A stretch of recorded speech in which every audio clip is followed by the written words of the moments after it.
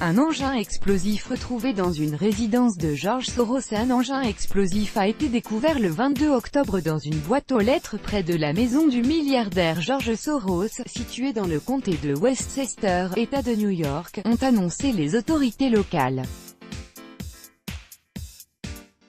Un engin explosif a été retrouvé lundi dernier près du domicile de George Soros dans le comté de Westchester, relate le journal The New York Times.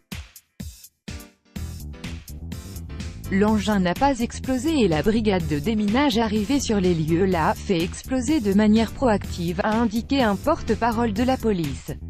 Selon les forces de l'ordre, le colis suspect a été découvert aux alentours de 15h45 et les services compétents ont tout de suite répondu à l'appel.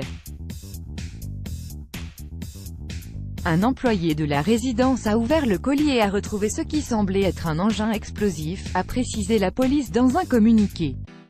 L'employé a mis le colis dans une zone boisée et a appelé la police de Bedford. Monsieur Soros n'était pas chez lui au moment de l'incident.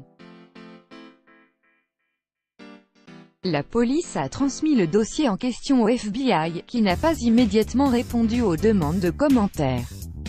Dans un tweet publié lundi soir, le bureau new-yorkais du FBI a assuré qu'il menait une enquête dans et aux alentours d'une résidence à Bedford, et qu'il n'y avait aucune menace pour la sécurité publique. Depuis l'investiture du président Trump, une foule d'observateurs de gauche a saisi toutes les occasions pour le défier pour divers prétextes, en déposant des dizaines de plaintes contre le président.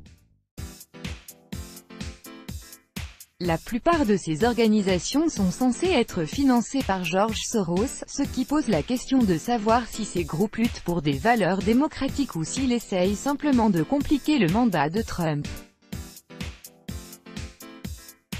En début d'année, George Soros avait particulièrement critiqué Facebook et Google, compagnies avec lesquelles il cherche à présent à établir un dialogue.